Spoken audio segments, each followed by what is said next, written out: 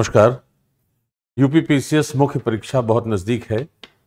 जिन लोगों ने प्री परीक्षा पास की है उनको मेरी तरफ से शुभकामनाएं, और मुझे विश्वास है कि आप बहुत अच्छा करेंगे मुख्य परीक्षा में।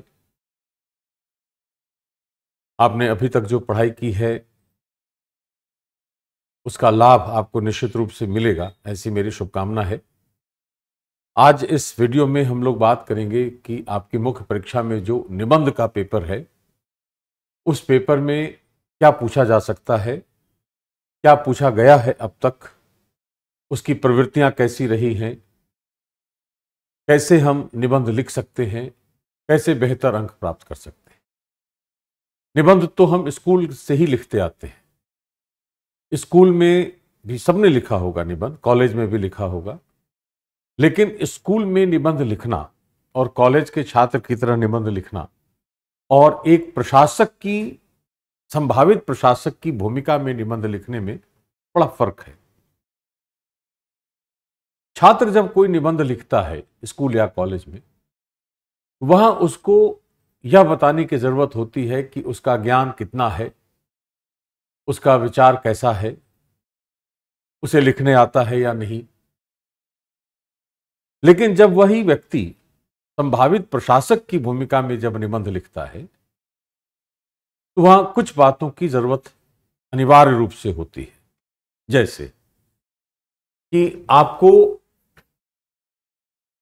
विषय की समझ है या नहीं, दूसरा कि आपके पास उसका तर्क है या नहीं, तीसरा आपकी अभिव्यक्ति कैसी है, चौथा आपकी भाषा कैसी है, पांचवा आपकी लेखन शैली कैसी है, छठा समस्या समाधान की क्षमता कितनी है,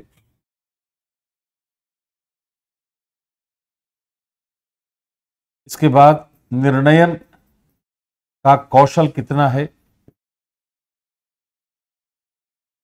ऐसी बहुत सारी बातों की जांच परीक्षक करता है जब आप एक प्रशासक की हैसियत से निबंध लिखते हैं। तो स्वाभाविक तौर पर निबंध का जो टॉपिक होगा वह स्कूल या कॉलेज के टॉपिक से भिन्न होगा ही, ये बहुत स्वाभाविक है। यूपीपीसीएस की मुख्य परीक्षा में जो प्रश्न पूछे जाते हैं निबंध के रूप में, वो 3 खंडों में है।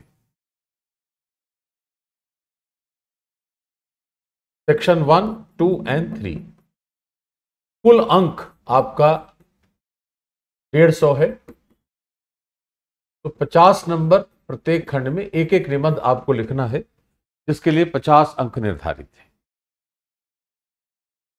यह कहना तो उचित नहीं होगा कि आप 40 अंक ले आएंगे या 35 ले आएंगे या क्या लाएंगे, लेकिन इतना अवश्य कहा जा सकता है कि अगर निबंध में आपने इन बातों पर गौर किया है या इन बातों पर ध्यान दिया है, आपको निश्चित रूप से औरों से बेहतर अंक अवश्य आएंगे। और प्रतियोगिता में अच्छे अंक लाने से ज्यादा महत्वपूर्ण है औरों से बेहतर अंक लाना, तभी हमारा चयन हो सकता है। इस दृष्टि से हम अगर निबंध पर गौर करेंगे तो हमें चीजें समझ में आएंगी। तो एक हम पहले देखते हैं कि 2023 में प्रश्न किस तरह का पूछा गया था, और उससे हम समझने की कोशिश करते हैं कि हम किस तरह के निबंध की तैयारी कैसे करेंगे और निबंध कैसे लिखेंगे। मैं एक एक करके बताता हूं आपको।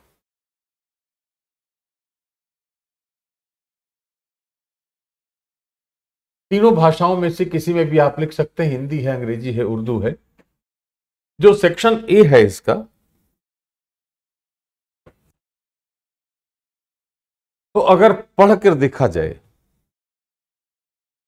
कि चरित्र निर्माण में साहित्य की भूमिका, महानगरों में वृद्धों की समस्या, भारत के लिए G20 के नेतृत्व के निहितार्थ, अंतरिक्ष विज्ञान और भारत, कृषि क्षेत्र में नई संभावनाएं, भूमंडलीकरण और कुटीर उद्योग, श्रीलंका में आए आर्थिक संकट का पूरे विश्व पर प्रभाव, पिघलते ग्लेशियरों का मनुष्य जाति के सामने संकट, प्रधानमंत्री अन्नदाता आय संरक्षण अभियान, जितने वाक्य मैंने पढ़े 9 ऑल टुगेदर, इनको पढ़कर ऐसा लग रहा है कि कोई एक ट्रेंड एज सच नहीं है हमारे पास, और कोई एक स्थिर मुद्दा ऐसा नहीं है जिससे कि निबंध पूछा जाएगा। इसका मतलब है कि ये बड़ा ही डाइसी, बड़ा ही ओपन एंडेड क्षेत्र है। तो परीक्षक के पास पर्याप्त स्थान है, पर्याप्त स्पेस है उसके पास कि वो कहीं से भी किसी भी टॉपिक को पूछ सकता है। तो कोई एक खंड एक खास तरह की बात नहीं कर रहा, मिक्स्ड है, निबंध के टॉपिक मिश्रित हैं, कहीं से कुछ पूछा गया। लेकिन इसके बावजूद हमारी क्षमता यह होनी चाहिए कि हम इसके ट्रेंड को समझने की कोशिश करें। मैं उसी पर बात कर रहा हूं। जैसे यहां देखिए आप कि चरित्र निर्माण में साहित्य की भूमिका, महानगरों में वृद्धों की समस्या, और भारत के लिए G20 के नेतृत्व के निहितार्थ। 3 शब्द हैं। भूमिका कैसे लिखी जाएगी? कार्य और भूमिका में एक अंतर होता है, फंक्शन एंड रोल। फंक्शन का मतलब होता है कि आपको जो काम करने के लिए किसी खास तरीके से आगे बढ़ने के लिए कहा गया है वह आपका कार्य है, और भूमिका का अर्थ होता है कि आप वह कार्य क्यों करते हैं। तो क्यों का उत्तर देना है आप भूमिका की बात करने में। महानगरों में वृद्धों की समस्या क्यों है और क्या है, और भारत के लिए G20 के नेतृत्व के निहितार्थ क्या थे और क्यों थे। तो एक जो यह शब्द है क्यों, यह कॉमन दिख रहा है हमें इन तीनों निबंध के टॉपिक्स में। इसका उत्तर देने के लिए मैं आपको थोड़ी सी बात करता हूं एक समझ के ख्याल से।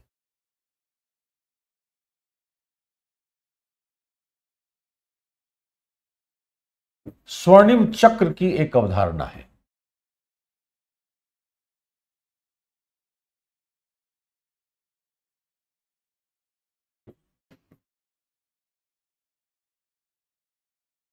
तीन प्रश्न है, क्या, कैसे और क्यों। हम आमतौर पर इस डायरेक्शन में पढ़ते हैं, तो जब तक हम क्यों तक पहुंचते हैं हम थक चुके होते हैं। अगर हमने क्यों से पढ़ना शुरू किया तो क्या और कैसे इसमें स्वतः शामिल हो जाएगा। यह तथ्य और संकल्पनाओं की बात करता है, और यह तर्क की बात करता है। सबको मिला देंगे तो समझ विकसित होती है। इसका मतलब है कि पहला जो सेगमेंट है इस निबंध के टॉपिक में, इसमें वह समझ आधारित विषयों पर निबंध पूछे गए हैं।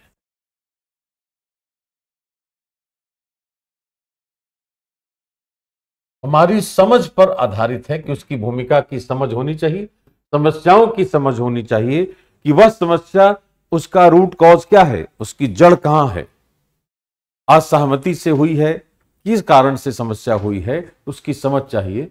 निहित अर्थ उसका क्या था, जो छुपा हुआ अर्थ है वह क्या था, क्यों ऐसा किया भारत ने कि G20 का नेतृत्व किया, उससे भविष्य में उसको क्या लाभ होंगे, ऐसी बातों की समझ विकसित होनी चाहिए। तो समझ आधारित निबंध पूछा गया पहले सेगमेंट में, ऐसा लग रहा है हमें, राइट। अब दूसरा सेगमेंट देखें कि अंतरिक्ष विज्ञान और भारत, कृषि क्षेत्र में नई संभावनाएं, और भूमंडलीकरण और कुटीर उद्योग। भारत कहां तक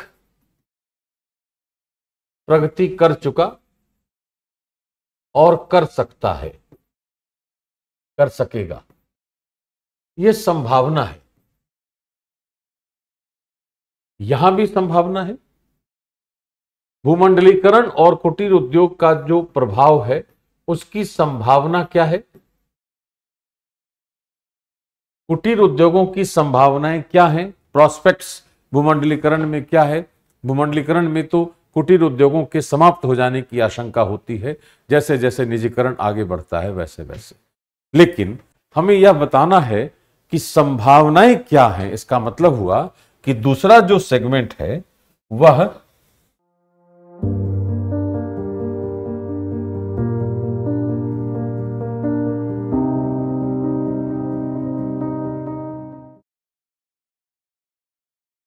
भविष्योन्मुखी दृष्टिकोण है या संभावनाओं पर आधारित है।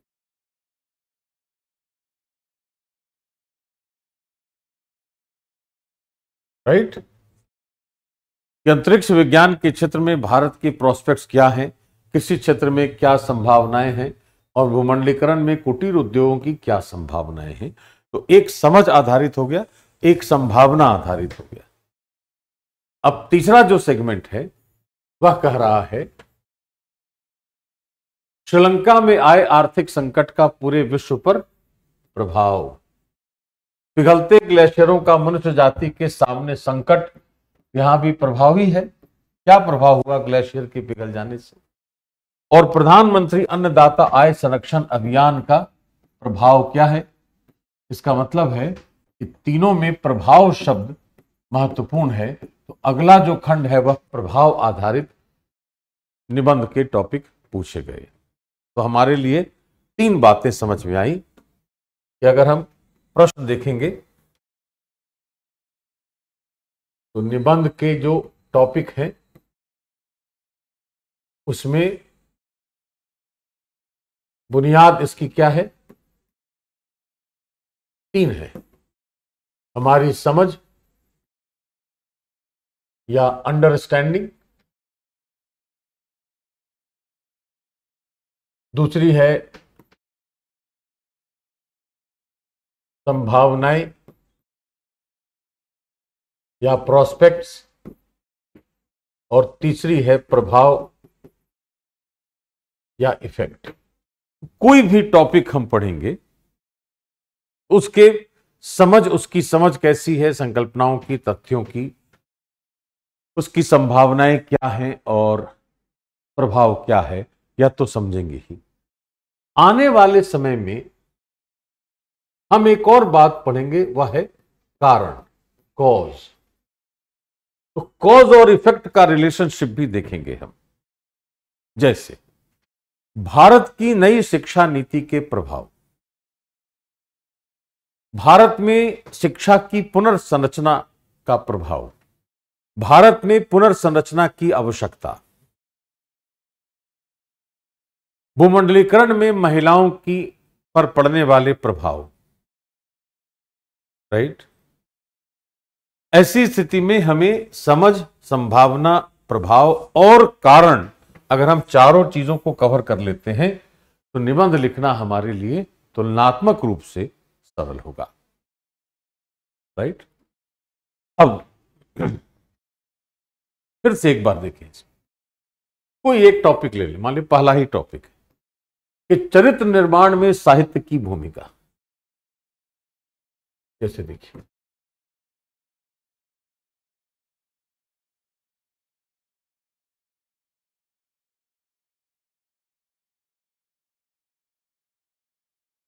Role of literature in character building. अब निबंध की आवश्यकता क्या है वो देखनी है हमें कि निबंध में 4 लेटर्स हैं। Idea, information, description, expression, analysis. 4 शब्द हो गए। इंफॉर्मेशन, डिस्क्रिप्शन, एक्सप्रेशन और एनालिसिस। हिंदी में इसको लिखेंगे यहां, विश्लेषण है, यह अभिव्यक्ति है, यह विवरण है और यह सूचना है। जब चारों मिल जाते हैं तो बनता है तर्क या आर्गुमेंट, और यही निबंध का मूल तत्व है। राइट? तो हमें कक्षा के अंदर करना क्या है कि जैसे मान लिया टॉपिक है तो हमें बताना है, सूचनाएं देनी है उसको पहले कि चरित्र निर्माण क्या होता है। पहली बात यह बतानी, साहित्य क्या करता है, क्या काम है साहित्य का, साहित्य होता क्या है, और जो कार्य वह करता है उसकी क्या भूमिका है। इसका मतलब कि चरित्र निर्माण का अर्थ, आवश्यकता और कारक इसके क्या है, या निर्धारक कह सकते हैं। निर्धारक इसके कौन से हैं, साहित्य क्या है, इसके बाद कार्य क्या करता है, और भूमिका में लिखना है साहित्य के कार्यों का कारण क्या है, यह उसकी भूमिका है। मतलब चरित्र मूल्यों का समुच्चय है। Character is the aggregate of values. तो चरित्र निर्माण का मतलब हो गया कि हमारे अंदर मूल्यों का समावेश होना चाहिए। क्यों? तभी हम मूल्य निर्णय कर सकते हैं, सही गलत उचित अनुचित शुभ अशुभ का निर्णय कर सकते हैं। और उसके निर्धारक क्या है कि परिवार हो सकता है, शिक्षा हो सकती है, साहित्य हो सकता है, समाज हो सकता है, धर्म हो सकता है, विज्ञान हो सकता है, बहुत सारे कारक निर्धारक हो सकते हैं। साहित्य क्या है? साहित्य हमारी अभिव्यक्ति है, समाज का दर्पण है। साहित्य समाज में जो घटित हो रहा है उसकी बात कर सकता है। साहित्य समाज को कई बार दिशा भी दे सकता है। जैसे अगर मैं यह कहूं कि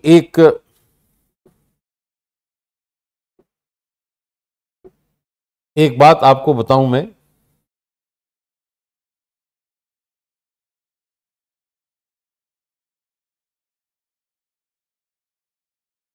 चार पंक्तियां पढ़ूं मैं अभी कि शब्द मेरे तुम हो नियति, तुम ही ईश्वर तुम ही भक्ति, है सार तुम ही में प्रकृति का, तुम ही रश्मि तुम ही दीप्ति, पुरुषत्व समाहित है तुम में, संसार समाहित है तुम में। शब्द मेरे तुम हो नियति, तुम ही ईश्वर तुम ही भक्ति, है सार तुम ही में प्रकृति का, तुम ही रश्मि तुम ही दीप्ति, पुरुषत्व प्रवाहित है तुम में, संसार समाहित है तुम में। ये जो पंक्तियां हैं शब्द के बारे में, तो शब्द चाहे कविता के हों, कहानी के हों, एकांकी के हों, साहित्य अपने शब्दों के जरिए हमें दिशा देता है। हम साहित्य अपने शब्दों के जरिए हमें समाज से अवगत कराता है। यह कार्य है उसका। और ऐसा करके वह क्या बतलाना चाहता है कि हमारे अंदर निर्णय लेने की क्षमता है या नहीं, हमारे अंदर समस्याओं की समझ विकसित करने की क्षमता है या नहीं, हमारे अंदर मूल्य निर्णय की क्षमता है या नहीं, हम सामाजिक पर्यावरणीय प्राकृतिक मानवीय मूल्यों को समझते हैं अथवा नहीं, यह बताने की कोशिश करता है। इसका मतलब है कि साहित्य का सीधा संबंध चरित्र निर्माण से है और उसकी भूमिका निश्चित रूप से बहुत महत्वपूर्ण है चरित्र निर्माण की। यह इस निबंध की रिक्वायरमेंट है। इस तरीके से अगर हम इस आइडिया के कॉन्सेप्ट को लेकर निबंध लिखते हैं तो निश्चित रूप से हमें अंक अच्छे आएंगे, इससे इनकार नहीं कर सकते। तो मुझे पूरी उम्मीद है कि जब आप इस कक्षा से जुड़ेंगे तो निबंध लेखन की शैली भी विकसित होगी, निबंध लिखना आता अवश्य होगा आपको, उसमें वैल्यू एडिशन होगा, और आप मेरी पूरी शुभकामना रहेगी कि आप इस निबंध के पेपर में अच्छे से अच्छे अंक लाकर सफल हो सकें। धन्यवाद।